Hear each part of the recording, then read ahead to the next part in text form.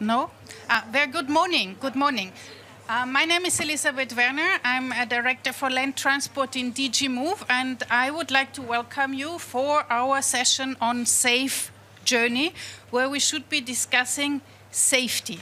Safety, of course, being a trademark of European transportation system, safety already being very high, but we can never take it for granted. And there's a lot of changes happening in transport and mobility. And I have 5 distinguished panelists that I would now like to invite to join the high chairs, please. While my speakers take up their places, I would like to ask you to connect to the Slido participants application, because we would like to hear you right away from the beginning. I would like to make this an interactive session, and I would like you to please answer the question of what you think is the biggest challenge for research in transport safety. And you have a multiple choice there, and I would like to ask you to choose one of these choices, please, while I briefly introduce the speakers. We will then engage in a discussion with the panel for around about half an hour, and then the floor will be given to you, so kindly prepare questions to our panelists as well. My introduction will start right on my left side. I have Ingrid Skogsmo, Swedish, expert for automated road transport safety, I should say. Ingrid has a long experience in automotive industry. She has worked in the Swedish Institute for Road Safety, and she has worked in a number of European research functions as well. And from the point of view of the composition of the panel, she will be the road safety expert. Next to Ingrid is Manfred Mueller.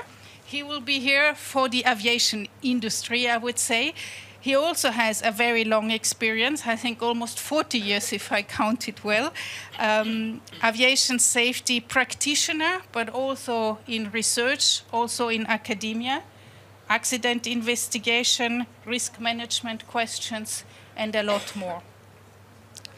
Next to Manfred, we have Manuela Tomasini, and she is here representing the Maritime. Manuela works today in the European Maritime Safety Agency, EMSA, where she's in charge of safety standards and responsibility also not only for safety but for security, which I think can be an interesting topic to discuss as well. But in addition to that, environment and capacity building. So these are interesting aspects also for us. Next to Manuela, you will see Luc Titgart. He's also from the aviation side, but in the function I see you here in the panel, you're not so much the aviation industry, you're more the regulators side, because you have a long experience in the EASA, in the European Aviation Safety Agency, but also an experience in Eurocontrol, and you have put in place some economic regulators and traffic management systems, so you will be, I think, looking from that angle. And then to complete that, last but not least, Christopher Irwin. Well, your CV is the broadest of all, perhaps, and difficult to describe. But today here in function of representing the passengers, and I think passengers both for road and rail, but because we don't have anyone else for railways here on the panel, maybe you can take that aspect in particular into account. Christopher has also been on the board of the European Rail Research Advisory Council. He has chaired the European Railway Agency for a while, so that fits well into the experience. And now, without further ado with that introduction, I would like to give you the floor for opening statements. We are here to discuss how research and innovation can help us to not only keep up the high level of safety, but improve it further. And I would like to hear from you, really from your experience, what do you see in terms of trends and big challenges, and where do you think the research should focus? And I will start with you, because with 25,100 deaths per year, it's the roads that are the unsafest part of our multimodal transport system. Okay, thank you very much. Hear me? Yeah, good. So, yes, we will talk about the road here. And talking about road safety, haven't we researched that forever? Aren't we there yet? That is the obvious question when you are on the road. Well, as you said, we aren't quite there yet. This is the reality, while the previous picture showed the dream. And we have every 20 minutes is actually one person is dying on the European roads. So we aren't there yet. And we have come quite far away because we have done research which has been applied in regulation, in vehicle and solution development, and also there have been significant infrastructure investments. So yes, we have come a long way, but we are missing the targets. And answer is no. Road safety is research is still needed in order to get there. So I have 4 minutes. I'll make 4 points. This is point number 1. No, we aren't there yet. Point number 2, we don't need to research exactly everything. We can just do it for what we already know. We know a lot about speeding, alcohol, seatbelt use. It is now to take action, apply what is already known, and to make use of that knowledge. And why? Because we have to focus the research and the innovation, the R&I and the funds on what actually makes sense and what brings us forward. We cannot have more research is needed as a cover-up for not daring to take challenging decisions on what is already known. So focusing right on the research. And what is that for that matter? Well, there is no deficit of roadmaps in transportation, and road safety has a couple of those as well. One of the more encompassing is the air truck roadmap, safety roadmap, which was released earlier this year. It gives 11 points that encompass with the system approach, the road transport system. And you can see a couple of different areas that need to be addressed to advance in fatality figures and also on the severe injury side. So this is a very good start to mapping out what needs to be researched. So we can use the existing roadmaps, and we can, of course, update those as we move along. But then automation is coming. Isn't that meaning that we automatically will have a safe and secure future transportation system?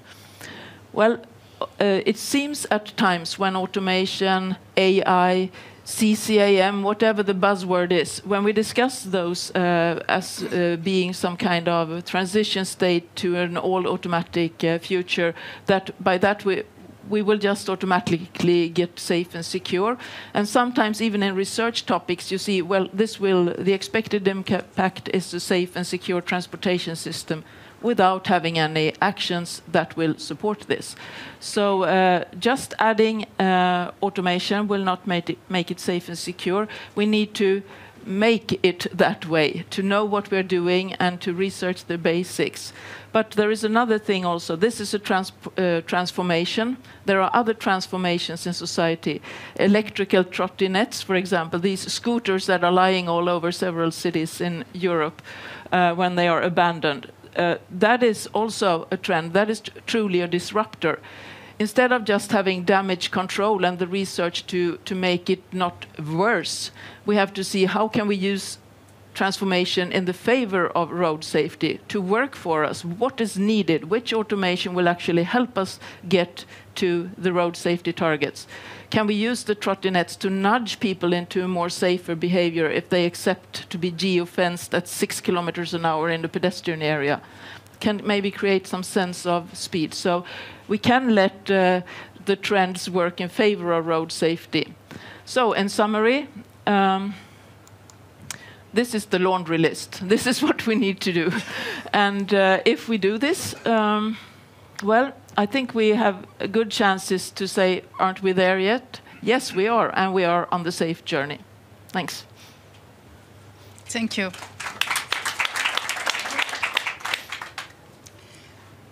I think in the order of things, we have now Luc next, and you also have some slides. We go in that particular order because we have uploaded the slides now like this.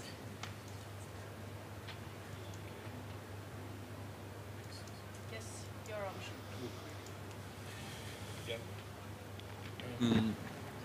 I will provide another picture than the one we just provided. Aviation is organized. I don't know if you can hear me. Yeah. Yeah. Okay. So the aviation is organized in a sort of centralized way. I mean, you have a single regulator at the European region, it's EASA. You have an overall regulatory framework, and that helps, of course, to contribute to definition of what has to be done in terms of safety research. And so far, I mean, the record, I will say that later on, is not bad in terms of flying safe by aircraft.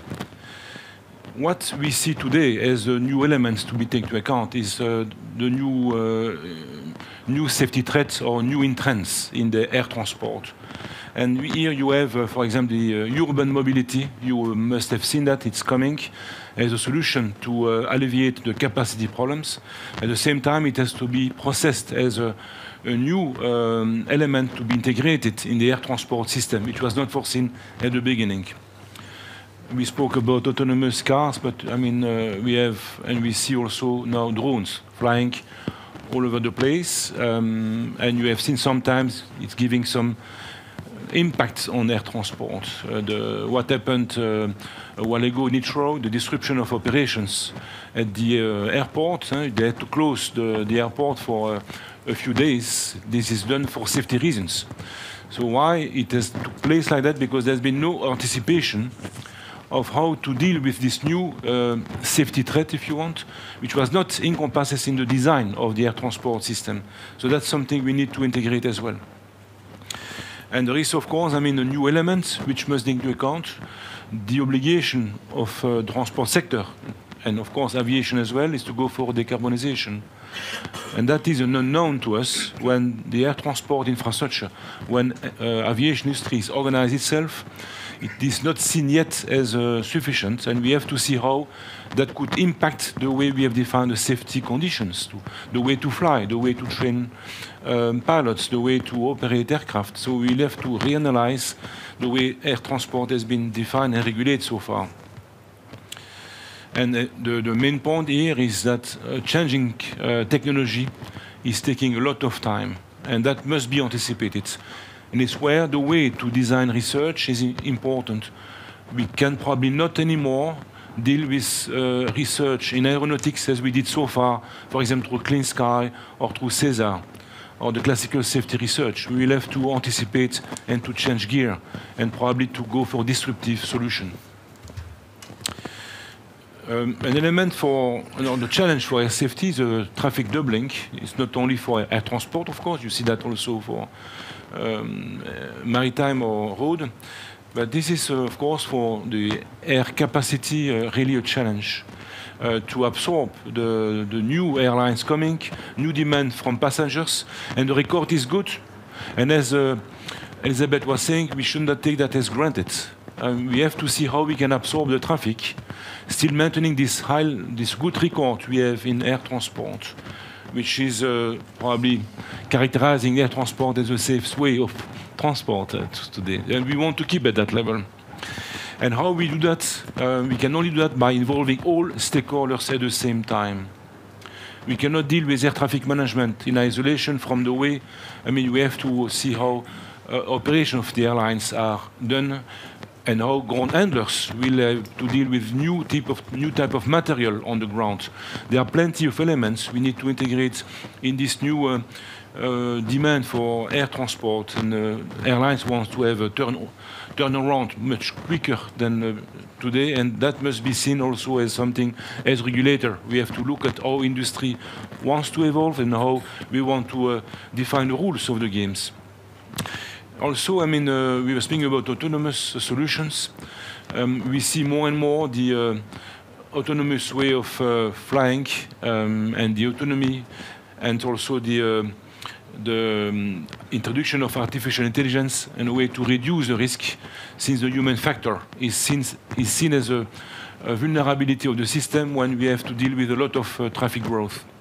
But to introduce that will require also to go through research, to go through validation of it, and to do that, again, not only area of industry per area of industry, but all together, because that requires a new regulatory framework, as I said earlier. And the way we organize ourselves is to see the risks all together. As a regulator, as EASA, what we do is to look at what we see in terms of occurrence, what we see also coming from accidents, and we have to conclude from there a plan of actions to be undertaken at regional level. And we are promulgating every year, we are adopting it every year, a European plan for aviation safety. What is important here to say is that we want to have a chapter in this plan of aviation safety related to what has to be done in research. When we see what has to be done, we want to have a direct research agenda. That is also a way we want to change things today. The regulator has to really have a say on the way research should be done and the way we can validate the technology like automation. So business as usual is not sufficient anymore. We have to take actions, and really we see as a regulator, and that is what we are sharing with industry also, we need to do that together and when establishing the priorities for research. That's our contribution to this. Thank you very much for your attention. I use this. Okay. So there are a lot of commonalities because for sure safety is a shared responsibility. It's not a responsibility only of the regulators, but it's the responsibility of all of us, operators and so on. How does it work, this? Yeah. Nothing comes out. Our screen has gone black. Black. Yeah. No. No. Stop pushing for a while, they will try to bring it up. Okay, but I can start already saying that for the maritime sector, of course, the safety challenges are there. Here you have some figures. This is what is reported by the competent authorities of the member states in a week. What happens at sea? At sea we have 61 occurrences, accidents that happen on average in a week, that involve 67 ships with 1 fatality and 18 injuries. So we have a lot of regulations in place, international conventions are implemented, but still accidents happen. If you see this, you have an indication that the very serious ones are very stable. They are at 3%, more or less. But there is a lot more happening at sea. And most of them involve loss of control. Loss of control means, of course, human element as contributing factor. So you may have the safest ship in the world, but then still the human element is there as an essential contributing factor. And we have to focus on challenges that relate, of course, to the reality of maritime transport. So what is the risk factor of maritime transport? They are the small ships that are outside the international convention, so they're a bit let aside. You have the fishing vessels, where losing a life is considered as part of their job. They risk their life every day with fishing vessels. You have big ships. You have big cruise ships. You have big container ships. What happens if you have an accident? How do you evacuate a big cruise ship? And this is also a question that passengers have. And then, of course, we have the issue of container ships. What is inside the container?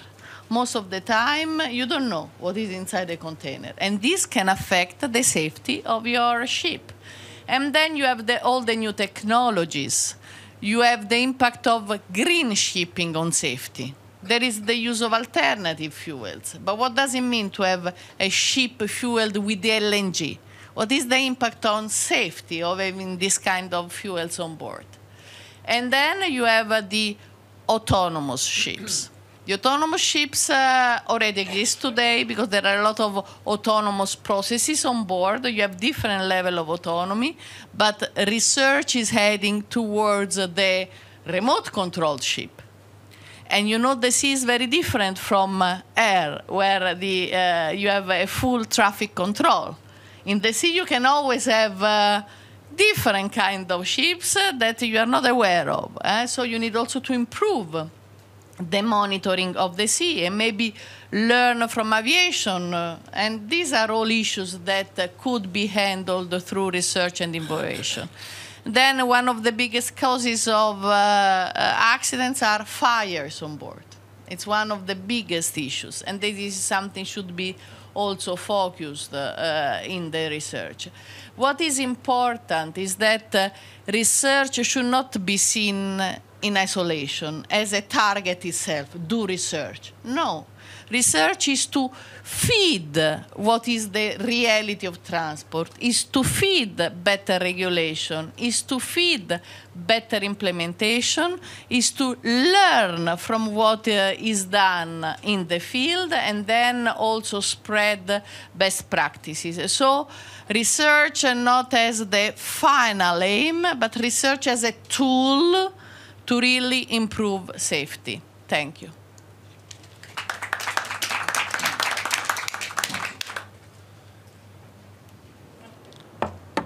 Go back to aviation.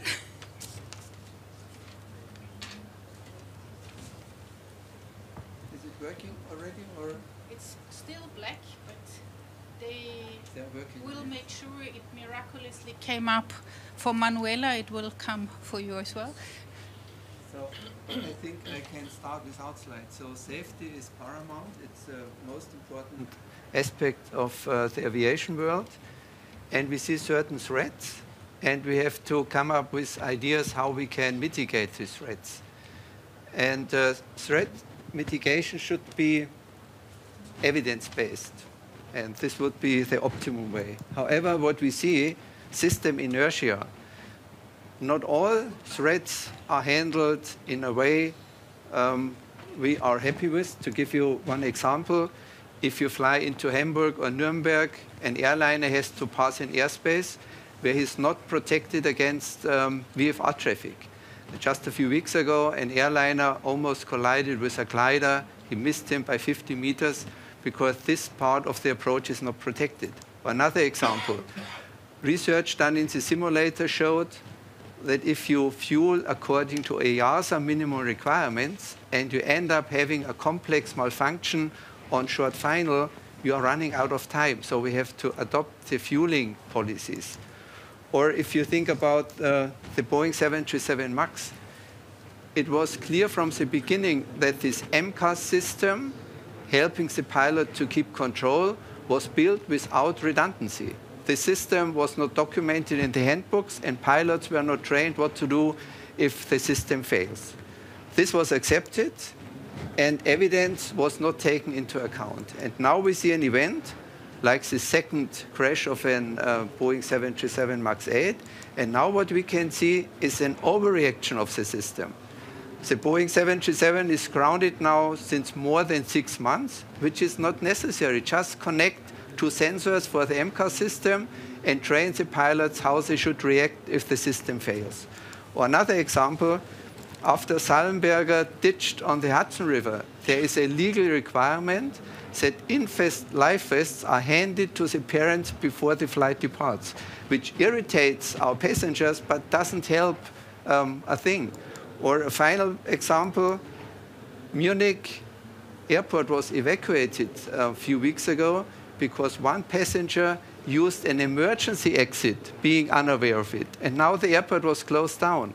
And this is not helpful. So what I think we should do in the future, rulemaking and compliance monitoring. You have to focus on that because right now it's often not evidence-based. It's reactive and sometimes driven by public hysteria. My vision for the future would be there is a safety target of 1 accident within 10 million flights. And whenever we identify threats, like, for example, airspace eco crossing or fueling policy or a new airplane design. And when we figure out the risk is higher than 10 by the power of -7, we have to do something. But we should avoid strategies which do not help. The probability that handing the life vests does any good is lower than 10 by the power of -11. So we could omit that, and it doesn't make sense to close down an airport just because a mistake by security control was done. So for me in the future, less compliance bureaucracy and more evidence and more common sense. Thank you very much.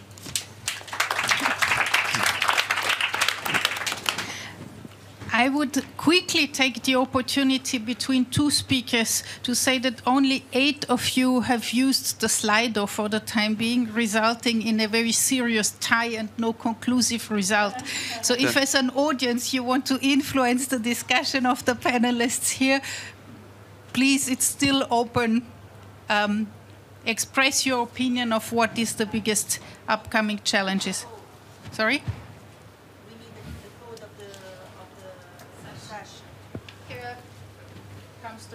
The code is the same as in the previous. It's R, like research, and 900. R900. Sounds like a flight number. No. As long as I can be heard, I'll speak like this. First, thank you for having me. Secondly, it's really good for passengers, because I'm a passenger, to be heard. EASA may not regard us as stakeholders when you talk about involving people in safety risk management. To me, the most important stakeholder is the collective passenger. So, starting point. I'm going to talk about passengers, I'm going to talk about rail, but I'm going to start by talking about zebras. People know zebras, the horses with black and white stripes. If you've been trained in an American medical school, you'd have been told an aphorism, which I think is quite a good aphorism. It goes, when you hear the sound of hoofbeats, think horses, not zebras. When you hear the sound of hoofbeats, think horses, not zebras. Go for the obvious. Go for the big one. Go for passengers. Now, what I did in preparing for this was just look at, I have been looking for a few years, at some UK data, some British data from the Rail Safety and Standards Board, which is the monitoring body for aspects of safety management. And I was struck by something that I think we should all be aware of. This looks at passenger fatalities and weighted injuries. You're probably familiar with the concept. A fatality equals 1, a major weighted injury equals 0.1, a minor injury equals 0.001, trauma, shock, stress, depending on the type, and so you build up a comparative picture.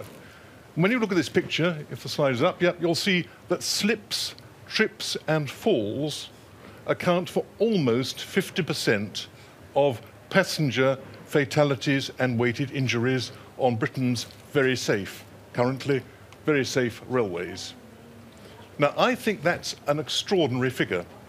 And to me, that says if one really is trying to get the safety figure improved, there is a point to look at. There is a focus for action, for activity. So almost 50%. I should say, of course, this only accounts for, that circle only accounts for about 1/3 of the fatalities and weighted injuries on the railway system. About 2/3 are accounted for by suicides, but that's a slightly different area. So of the 1/3 that aren't suicides, 20% are roughly staff, 80% are passengers. Of that 80%, almost half are trips, slips, and falls. Now, I was puzzled because despite my involvement in the past with chairing the European Railway Agency, I was appalled that we never actually collected data on trips, slips, and falls. And I thought that's just the railways, because the railways really are often backward-looking. I'm sure if I go to regulators of, the air carrier industry, I'll get much more intelligence. So last week I rang up the very good British Civil Aviation Authority. So I'm doing this talk, and I just wondered, can you give some data on trips, slips, and falls at airports? Not in the air, but on the ground. Thinking they'd immediately say, oh, well, it's less than half. But they don't make the data publicly available. And yet if I think about airports, congestion, crowd management, with the advent of low-cost airlines, slippery steps as you go across the area to climb onto the EasyJet or Ryanair plane, what's happening to monitoring trips, slips and falls? There's some serious research issues here. One is data, getting the data together in a comparable way. Another is data analytics, actually making use of the tools we've got now to monitor the way crowds perform and so on. Third is about behavioral change. I expect, like almost everyone else in this room, I carry a phone with me all the time. I'm very bad because sometimes when I'm in a hurry, I'm wandering through an airport or a station concourse or some other area, busy watching. But of course, then I discover that 1/3 of trips, slips and falls occur with people losing their footing when using their mobiles. Extraordinary factor, modern factor, worth a bit of further examination. I think about changing demographics. You know, I'm getting old, and I know that 1/3 of people over age 65 will have a trip, slip or fall at some point. What do we do actually in a society where there's greater age, where there is greater elderly mobility, where there's greater concern about accessibility? What do we do about that aspect of travel safety? There's issues about surfaces, there's issues about signage, there's issues about crowd control, a whole range of very important areas from data to behavior to actual physical research.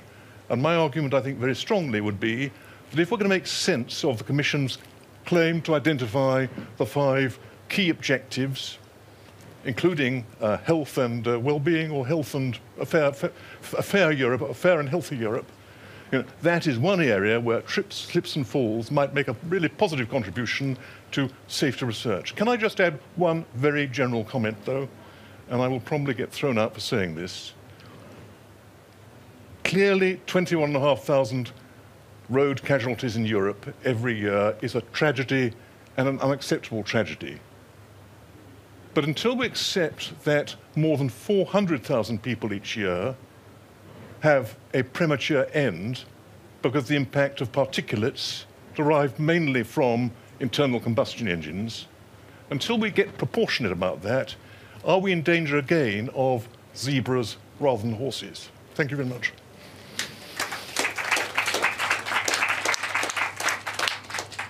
Thank you. I knew it was going to be a good idea to have you as the last speakers to provoke a discussion immediately. In the meantime, here is the outcome of the polling. And I think overwhelmingly it's automation. So I propose to just retain automation as a topic for the discussion. And I would like to trigger that discussion among and between the panelists. So please feel free to also ask questions. Is this automation as the biggest challenge for research? Is that shared by you from your point of view? And what I would be really interesting to know as well is, do you look across the different modes when thinking about safety, research and innovation? Who would like to make a start? When I started being a pilot 40 years ago, everybody was convinced there won't be any more pilots in the year 2000. And the level of automation was increased dramatically. However, flight safety was not increased by using higher level of automation. What we saw is the accident cause training deficiencies went up by 400%. And what's amazing for me now, there is so much enthusiasm about automation solving all our problems. In fact, we have only level 3 automation in the cockpit. That means the pilot has to take over control within 1 second. And all efforts to increase this level further have so many negative aspects that we nowadays, the most important part is that the human operator understands what the machine is doing, and if the machine reacts differently to what he needs, he has to take over manually. And this is a new focus. And I don't see how the automotive industry will achieve this level of a highly automated car ride within the next decades. But then I hand the ball over to you. Yeah, thank you. Yes. I mean, the interface between the machine and the person, and of course the question of And software distractions. problems of the machine. There is no error-free complex software. This is another topic. And I think this is slowly sinking in. 2 or 3 years ago, when I worked in the Commission, there was a hype, and there was much talk of that we are in the transition phase.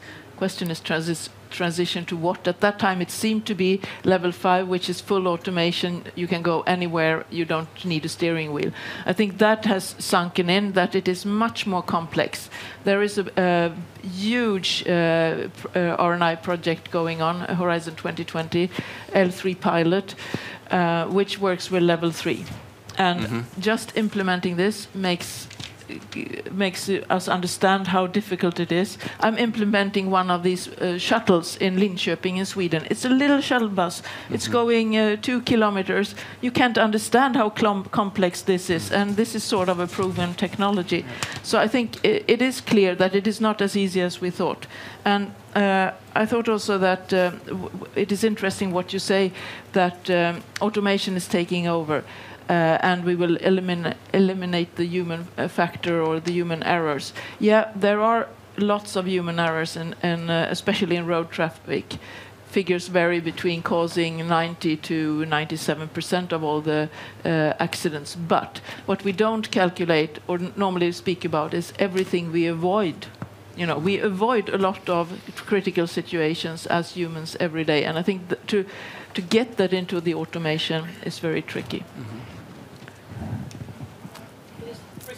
Yeah, until last year, I was for 6 years the chair of the Channel Tunnel Intergovernmental Commission, and therefore the National Safety Authority with France, with my French counterpart, of the tunnel underneath the English Channel, underneath La Manche. And one of the things that was always in my mind was the relatively high risk of fire in the tunnel. Indeed, you know, I kept a dark suit and always had a tie available against that moment when you'd hear that 2,000 or 3,000 people had been caught in the most dreadful circumstances somewhere in those 57 kilometers deep down beneath the sea. It was with me all the time. In fact, the proper adoption of safety management strategies, proper risk analysis, risk mitigation measures, in the end proved a great reassurance, because one saw the professionals operating this thing incredibly safely. Where we were caught out was not when technology went wrong, where going wrong had been anticipated with a proper safety management strategy, and therefore the risk mitigated. What went wrong was when new things happened. For example, when the British started to get more difficult about entry of migrants into the United Kingdom. When people started to try and jump on a fast shuttle train as it was beginning the exit from France to go under the tunnel, and were thrown off as the train moved. And I think in 1 year alone, one period of 6 weeks alone, we lost something like 11 people who died most terribly in those circumstances. But that wasn't the sort of thing one anticipates with automation. That's actually being sensitive to political changes, to human frailties, being alert and alive. So my honest view is, if you have a competent, decently thought through safety management strategy, automation should be less of a problem than the unknowns of human behavior. Therefore, while I understand what came number one on there, coming number one, I would say number two is actually the real, for want of a better term, the real joker in the pact. You cannot know how people will behave all the time, and it's trying to find ways around that, which, coming back to the research theme, is why I think behavioral research is so fundamental to any research program dealing with safety and innovation?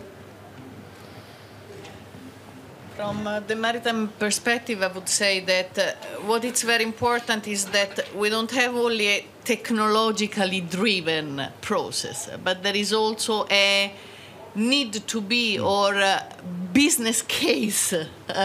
Does it exist, a business case to have that kind of ship? And of course, it's the hybrid environment as well, as I said, which needs really to be taken into consideration in a safety perspective. And then what does it mean in terms of human element? What kind of qualifications would be needed? Because, you will never have a fully autonomous ship without having also a human side that is linked to it. It's inevitable. And what would be the impact of this on evacuation if something happens? So you would need a different kind of people on board, but you would still need people on board to ensure a certain thing. And then cybersecurity. When you work in an autonomous environment, the risk of cyber risks increases. How are we going to handle? Who is going to handle it? Ashore, on board? But these are all things that would need to be taken into consideration in the picture. Because, of course, the autonomous unit has different kinds of vulnerabilities that need to be taken into consideration. Yeah, I think I just want to complement what was said. Nothing new vis-à-vis the colleague from air transport industry, vis-à-vis what you are calling safety management system. I think everything is prepared to absorb the automation, and I would say even more, automation is already part of the transport system. So for me, it's not a challenge to see automation developing. What we have to see is to really get the level of automation which is pushed by industry now, by the manufacturing industry, acceptable, and we have to see the level of safety we collectively would accept. It's also a question of zero fatality will not exist. So we have to see how the level of automation will aggravate or will reduce what we are observing today. So we have to benchmark this. And as soon as we have benchmarked what we could accept a level of safety, then the introduction of more automation will be, I would not say easier, but would be better for a regulator. We are to regulate and to see it coming. So this is for us a process which has started a while ago. And the autopilot is something we have all seen since a while. You have seen metro, or we have seen trams in some cities. It's there. So. Yeah, actually, the distance between the human factor and the automation has increased in the polling while you were speaking. So I think you were very convincing, all of you. Yes, I agree with this, what you said about business case, because and this, I think, merits where road safety merits a little bit different treatment, actually, because there it is not just to regulate that the ships or the vessels or the vehicles need to have this technology, and there it is. It needs to be bought. It needs to be nice enough to use and to be attractive, not just accepted or tolerated. It has to be attractive and affordable. So I think that is one of the potential blockers, because in order to make a dent in the curve and really help us to get to the reduction or to the fatality figures that we are after, namely zero, we need to have a decent penetration of these new technologies, and therefore they need to be really good, and this will take quite some time. So we have to do the classical boring, less fashionable, but very rewarding road safety research in between there. Okay. I think it's now time to take some questions from the audience. I have a number here that Wibke gave me that you have put on Slido. I don't know if all of you have put some on Slido. And looking at those, I would also privilege those questions where I think we can have different points of view from different modes of transport. Who is not on Slido and would like to go first? Please. Can you briefly say who you are, if you like to say what's your background? Oh, yeah. So I'm Juri de Ruiter. I work for an international company, Honeywell. But in my response here, I act as a citizen. I got 3 licenses, one for a car, one for a boat, and one for an aircraft. So I see all the different levels of automation. As we are talking about safety today, I find it a pity that the element of human factor and automation are 2 separate bars, because actually it's the mixture of both that makes safety. So it should become one line. I would understand the human factors in aviation. The human factors in automation. Sorry, I'm an aviation guy. Or even the automation of human factors. I think that would make a better and a safer transport sector. Not see them as 2 different guards. Not even sure this was a question. Do you agree that there is this interaction between the human and the machine? Yes. Yes, absolutely. As there is between societal factors and the human factor. I mean, it is bound up together, isn't it? If you look at the C, A, and B, they are interrelational. There are some of it that are clearly interrelated. You have the interaction up there. You have also the B, as you rightly point out. I have one question from Slido, from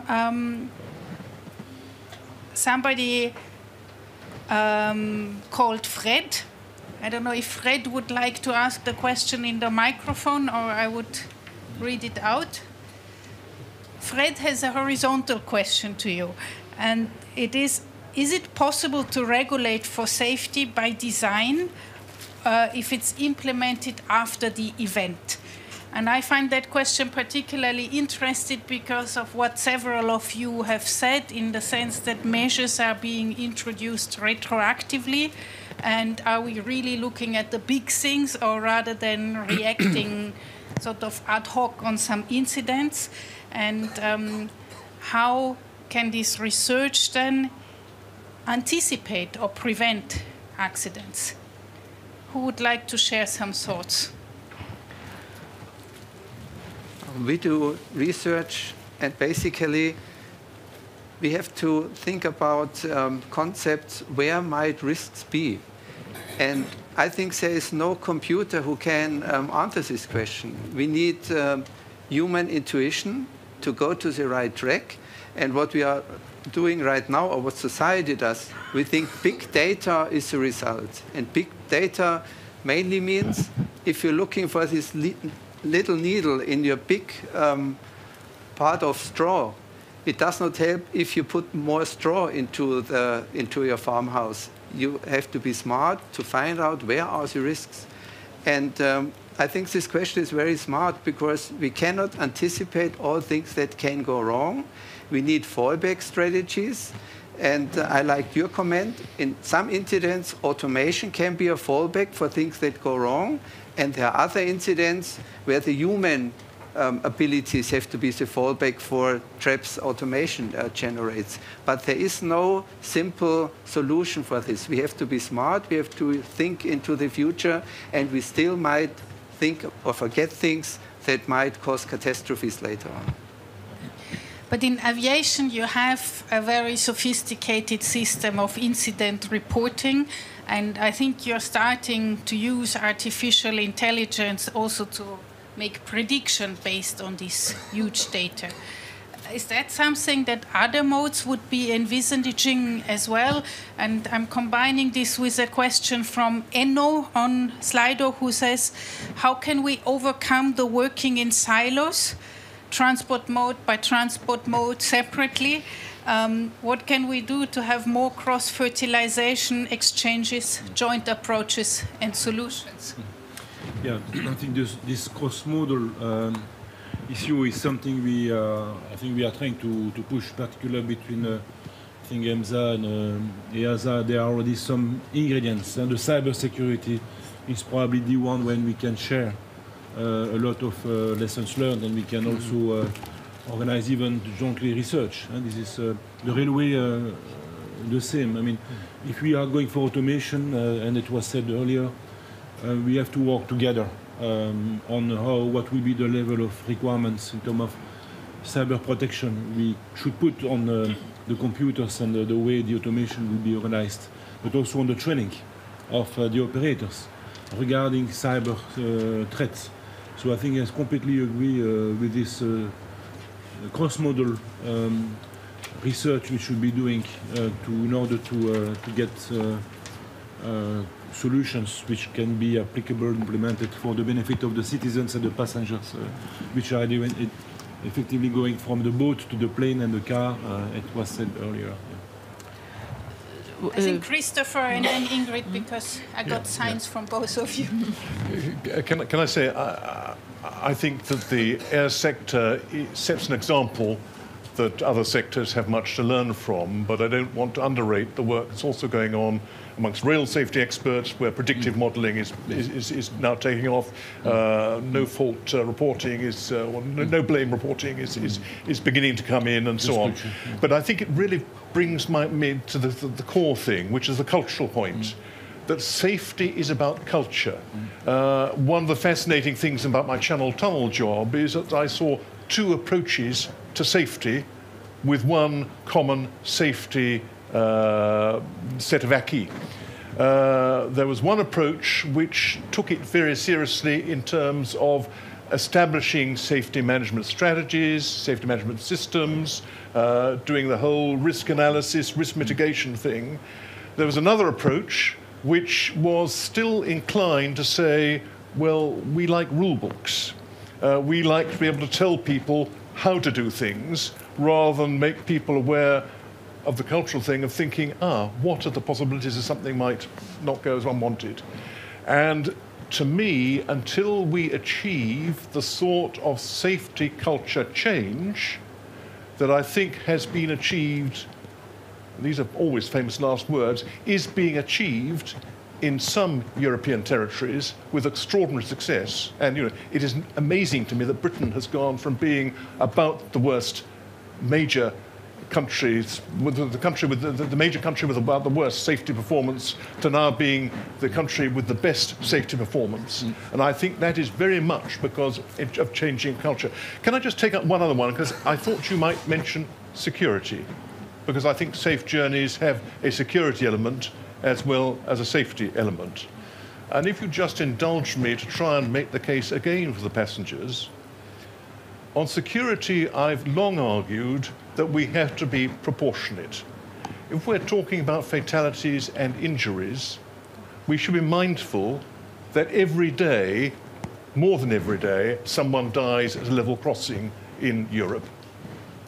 And yet, tragic as they are, the numbers who've died on mainline railways from terrorist incidents since the Madrid bombings in 2002, something like that, is possibly one in Western Europe.